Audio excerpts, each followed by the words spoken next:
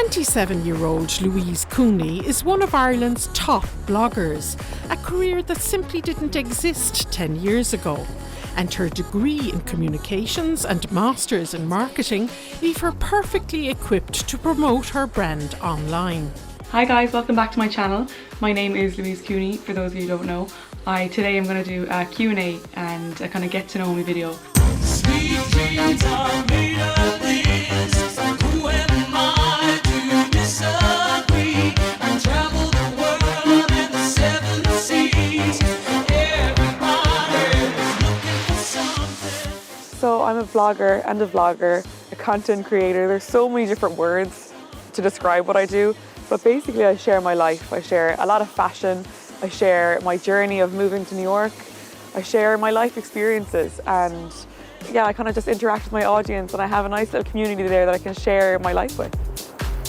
I'm back in Limerick for Christmas. This is so nice.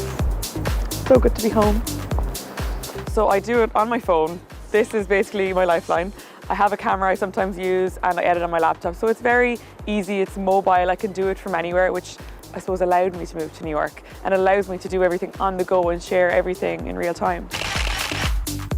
Louise has won numerous awards, including the VIP Style Award for Most Stylish Online Influencer, and has visited exciting events such as the Venice Film Festival for brands like Armani. So for me, it started off with fashion. I started my blog because I wasn't working in fashion anymore and I missed it.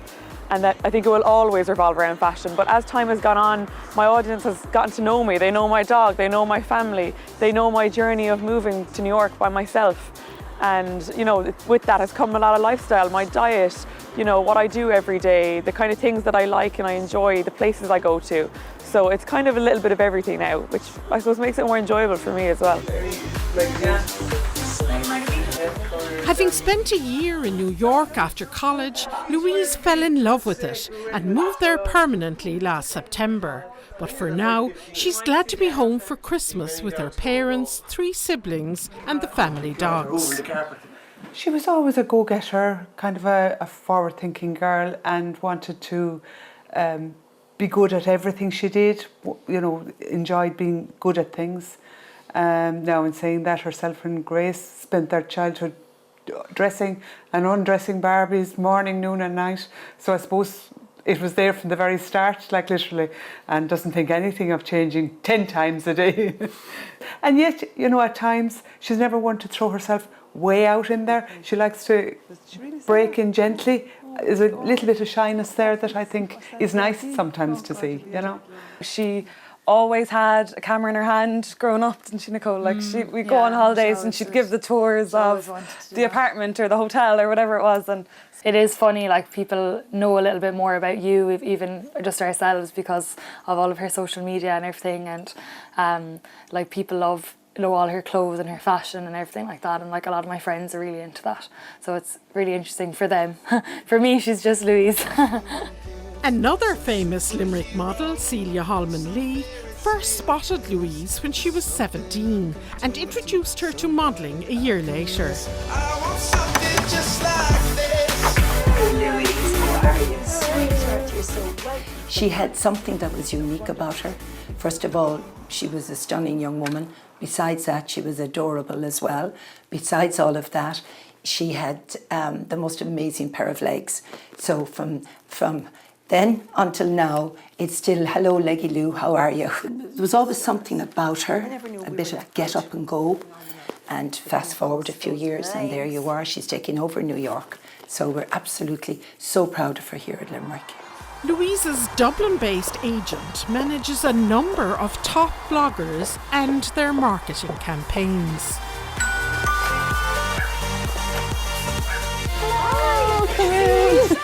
How are you? Good, how are you? We work with a lot of global brands and also Irish brands and also really small brands. They'll come to us. We fit the right influencer with the right brand. The influencer will create video content or imagery, which will be used in turn on their platforms, but also the brand could potentially use it across their platform. But also to introduce the brand to the influencers community, which is via Instagram, Facebook, Twitter, TikTok. There's lots of different platforms that we can use, and it's constantly changing and it's constantly evolving. But I suppose video content is really the future of influencer marketing. The great thing about Louise is that she's very true to who she is. She works with brands that she will only use. And I suppose really that's what her community really appreciate. Also, she's fun, she's got great style, and she's very honest. So she's aspirational, but she's very accessible as well. And it's not all glamour and glitz. Louise also shares her vulnerabilities. I think when I feel any way homesick, calling home just makes me a little sad. If I can make it here, I can make it anywhere, that's what they say. There are also ethical issues to be considered, as some bloggers have been accused of endorsing products they've never used. With the advertising standards as well, you have to ensure that you're, highlighting that it's an ad, highlighting if you receive a press gift. And I think people appreciate when you're actually being honest, whereas if you're trying to hide something, that's when the issues arise. I really will try and work with brands that I respect, that I like to use, that I'm happy for my followers to use and promote. And I think that really works. That's why they come back, because they know they can trust me.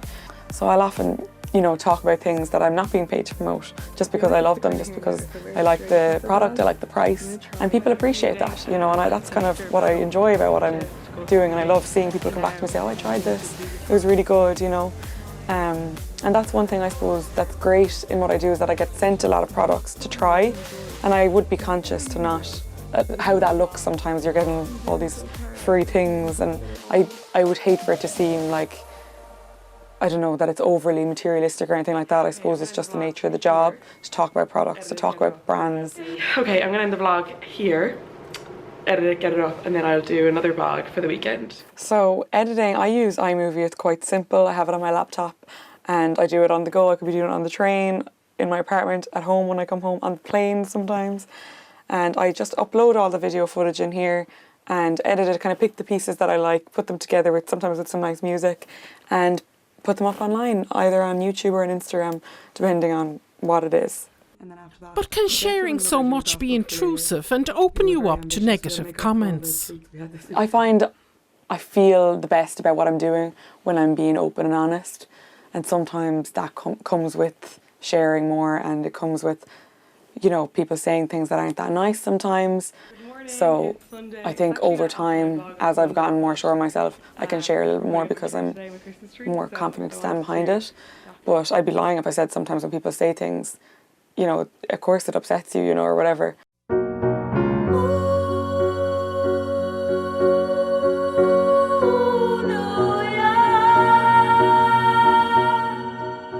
Looking to the future, Louise plans to set up her own business. But although her current career may not last forever, is there a living to be made out of it? Yeah, there is a good, a decent living to be made out of it. I think anything that you're really willing to work hard at and work at 24/7, like the nature of online is, But we're also seeing like a big shift from print to online. A lot of people are putting a lot more money in marketing online and on social media, and I suppose in a creative industry it's up to you. You can kind of come up with these ideas yourself and you can pitch them, and the opportunities are endless in that sense.